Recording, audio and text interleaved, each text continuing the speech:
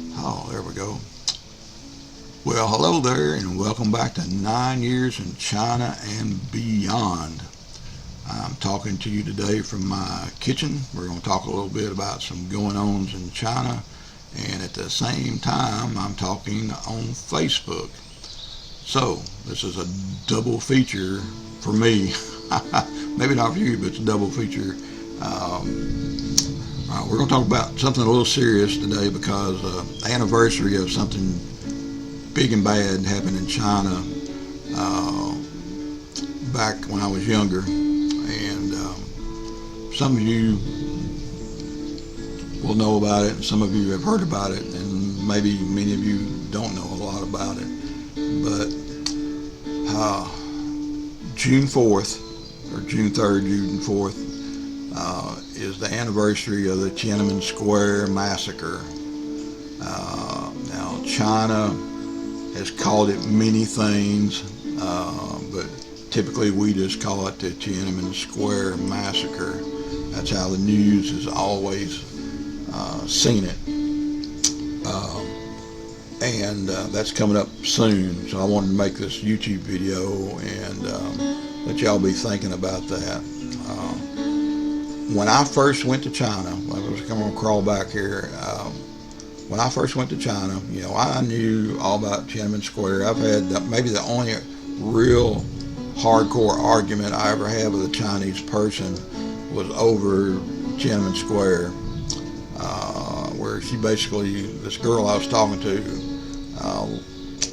this is long ago, this was back when Yahoo had a messenger, but she basically wanted me to believe it was all false. And no, I mean, I've seen all the videos. We know what happened. It's no big secret. And she was talking about how bad America was to me. And I said, well, at least we don't go around killing thousands of our own people. So that blew her up, and we had no more conversations. But when I went to China, they really, outside of religion, they really didn't want you to talk about the three T's. The first T was Taiwan.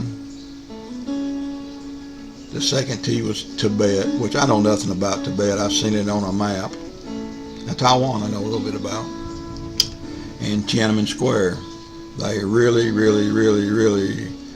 it wasn't a direct order or holding a gun to my head, but they preferred you not to ever discuss those incidents or those places and whatnot.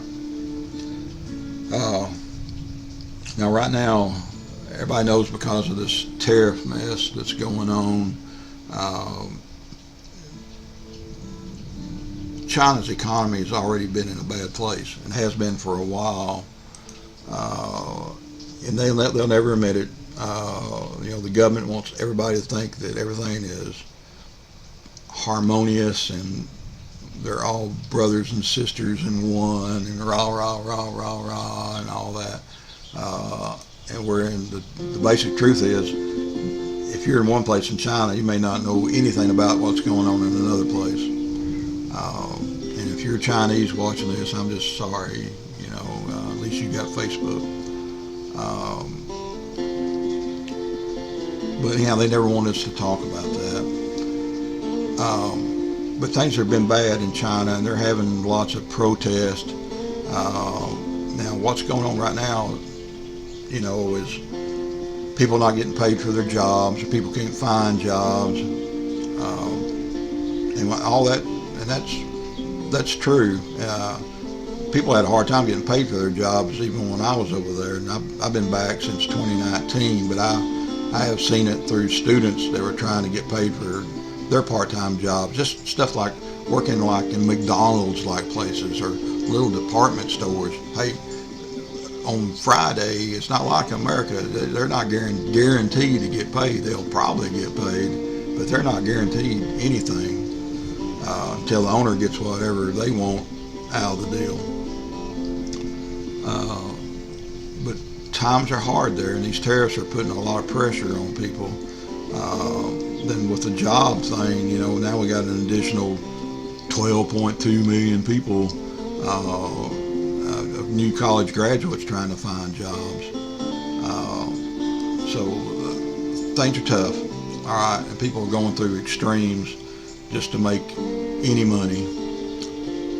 But it's given people opportunities to protest the government, protest Xi Jinping, and there's some of them are getting by with it, and they're not afraid to show their face. People are a little angry and upset with the way things are going, and it should be better there. But that's when, in a democracy, there is no we the people in a communist country. It's very, very different from a democracy, and you guys have to understand that. If you've never been to China, if you've never been in an authoritarian government, they can call it whatever they want. President Xi is a dictator. He may be more political than some of the others, but he's a dictator. He only wants what he wants, kind of like somebody else we know in Washington. Anyhow, we were told never to talk about this stuff, and what I'm afraid of that might be happening, and we're going to have to wait and see, because China's done everything in the world they can to sweep Tiananmen Square under the rug. They've called it different names, and they would rather that. It's a gigantic embarrassment for the people that remember it. And China would like to forget it. They'd like to erase it from all the history books, and probably have already been trying. I have no doubt about that at all. The whole time that I was over there, almost a decade, guys, I had never once, well, a couple times, as we ever brought up Tiananmen Square. It's taboo over there to talk about, and to be honest, as a teacher over there, I didn't want to get in the middle of anything. When you're teaching in a country, I want them to be proud of their country. I want them, I know it's hard to understand because it's so different from America, but I want them to be proud of their country, and I want them to talk about the good things and their hopes and dreams and all that kind of mess. I don't want them to dwell on something that happened back in 1989. So now, talking about Taiwan and stuff, they look up to Taiwan quite a bit. The young people like Taiwan TV and all this kind of stuff. They have no problems, the young people, with Taiwan. It's only the old leaders that think they need to go access some land or something. But that's a different video. But Tiananmen Square, I always avoided unless I was asked about it. But I'm afraid with the people are a little angst right now. I guess that'd be the word, however you spell angst, about things going on over there. And I'm afraid as we near this deadline of Tiananmen Square, the anniversary, things could get bad. And I'm sure the government is aware of that, because every day it's something piling on them, and there's all this stuff going on about Xi Jinping's health, and how there's another like a general or something that's calling most of the shots, and and that may be true. Lots of things we'll never find out until they actually happen. But Tiananmen Square could add a big fuel to a fire that's already burning, and I would hate to see that happen. And as bad as I want to, I never ask my kids directly about certain problems that they're having, because WeChat is how I talk to them. They call it Weixin. Big Brother is plugged into that. The Tencent Corporation, if it's QQ Messenger, Weibo, WeChat, they monitor everything. And if certain keywords come up in print, I don't know how they do the videos, it can come back to them. It can come back to me. that is my, outside of email, the way I talk directly to most all my old students is with WeChat and stuff. So I never ask them anything that could be controversial. As bad as I want to know, I respect, and I don't want to lose my kids, and I don't want to lose contact with them over there.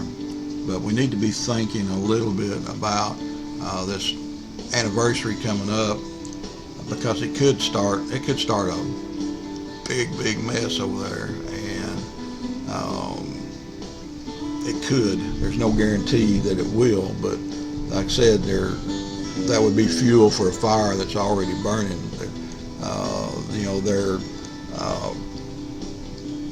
They're already, the young people are already totally dissatisfied with the government as far as their ability to get a job. They can't even get.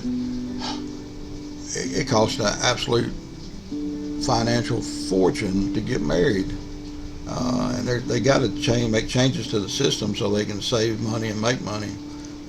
Everybody needs a job.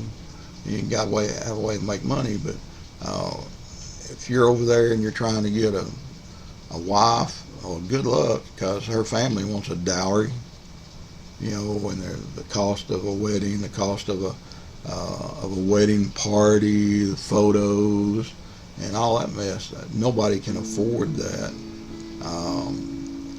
And like I said, we'll talk here just for a minute, all right? And if you're watching on YouTube here, I know I'm rattling a little bit, but I'm trying to put a little perspective on things that are going on in China, because some of you watch this maybe do not have an idea of what actually goes on there, and I want you to be thinking about this Tiananmen Square. If you don't know anything about it, read about it, because a lot of people got killed, and most of them were college students. A big chunk of them were college students, and they're young people just trying to be heard.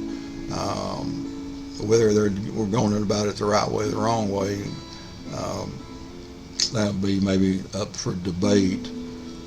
But a hell of a lot of people gathered there, and a hell of a lot of people got killed, and we'll never know about that. All right, but let's move on a little bit. But anyhow, lots of bad things are going on. Economy, prices of goods, businesses closing. But I'll tell you, even when I was over there were lots of places businesses could not survive. Lots of ghost malls. I mean, literally, I've walked into malls. I remember there's one in Zhenjiang, and there's one little restaurant that I like to go eat, and they were busy, and there was a hot pot place that was always busy. And this is a multi-level, 3 or 4 story place. Other than that, it was essentially a ghost town right in the middle of the city. So this has been going on for a long time in China, way back before COVIDs and all this kind of stuff. It's already been happening. Walmart was in this place, and they went out of business. They call it Walmart. And so every society in America, we're right in the middle of it too. We all have problems. But we seem to get through it. We seem to weather a storm better than other countries. And maybe it's because we're rich, I don't know, or the democracy factor. But anyhow, like I said, all these things are happening, and it's being compounded. The young people are wanting one thing, the old people are wanting another, and there's no end in sight at the moment. I had another thing. I wanted to bring this up real fast before we try to get out of this, whatever you call it, cast. Disease is breaking out again in China. COVID is back on the rise, and there's these other variants, and I'm trying to find out about them. Now, I personally know people that have been sick, running fevers, but they were not telling me that it was COVID or coronavirus or anything. But this has been going on for a little while, but now it's in the news. If anything about China is popping up on the news, it's got to deal with this virus thing. And also, before we get on this finish this virus thing going out, there was a shooting in Wuhan. That's where the original COVID was supposed to come out of. And I saw that there was a shooting, something that would be virtually impossible because the people there don't have a gun. If a gun is pulled out, it's probably a policeman or somebody that was a policeman, or extreme pains were taken to get a gun. That society, even a fancy knife, you might have to register or something. It's not like America. Now I remember, I'll say something funny, lighthearted. When I was getting all my stuff inspected when I landed in China the first time, I had a little bitty tiny old timer pocket knife I used for cleaning my fingernails and stuff. And somehow I went through, in America they never made me pull it out or do anything with it. But when I got to China, they had me pull all my stuff out of my pockets and whatnot real quick. And the little guards, little guards saw my pocket knife, and they all came over to look at it, and and then they all looked at it and started laughing, and they gave it back to me. So I thought that was pretty cool. They're not all sticks in the mud.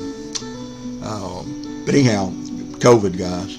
All right, there are tons of discrepancies about what really happened and how many people died of COVID. Some people say that the deaths were in the millions.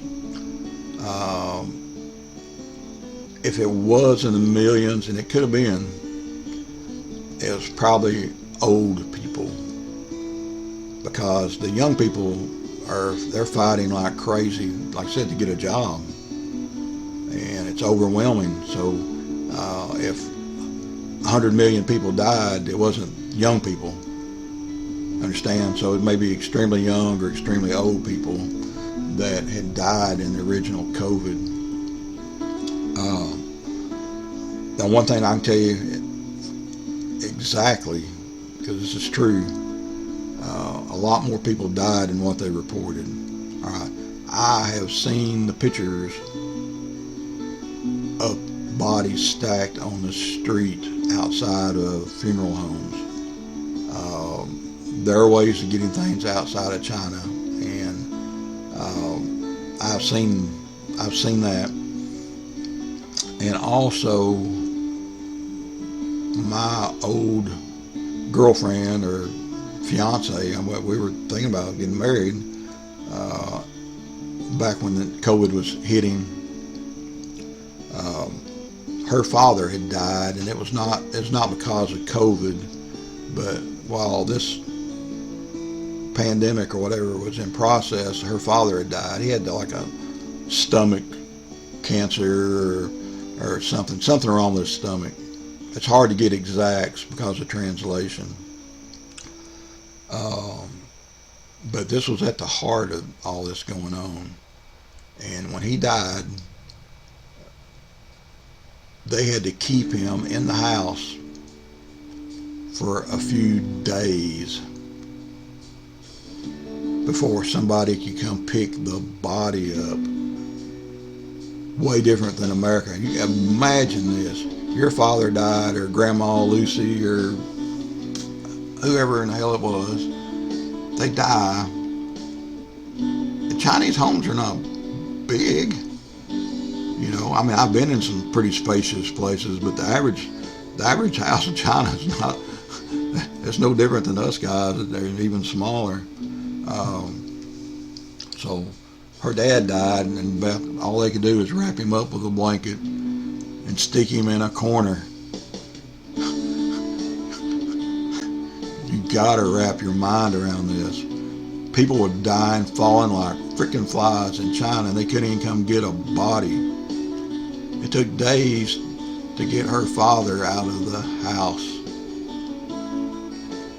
and I'm not making this up. I know this for a fact. Like I said, me and the girl were probably, there was a chance that we could have got married. Back when I was in China, not in 2019. But we're still friends. We still talk all the time. But that just goes to show you what was going on over there. And like I said, things are getting worse again, and I don't know what they're going to do. So China has lots of problems going on, and I hope there's not any disease breaks out over here. I think America's done a pretty good job. We've acclimated ourselves, or we've put COVID out of our minds, and we're not worrying about it anymore. But we need to keep an eye on things going on internally in China, especially here in the next week or two. All right. Like I said, bad things could get worse, and I'm not trying to be a doomsday kind of thing. It's not like that, but you can see things getting considerably worse and getting in the news, and that's something China hates. They hate it so bad because everything is about saving face in Asia.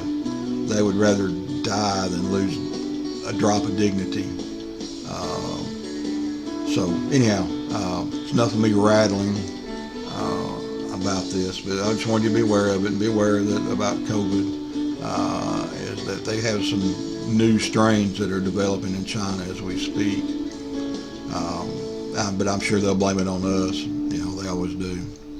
But I want you to have a great day, and I'm just trying to fill you with a little thought, little fuel for thought. Okay. So my YouTube video here, I'll bid you farewell, and we'll do another one soon. Hopefully something nice. Okay, I'll tell you about that. But you have a good day, and we'll see you a little later. All right. So.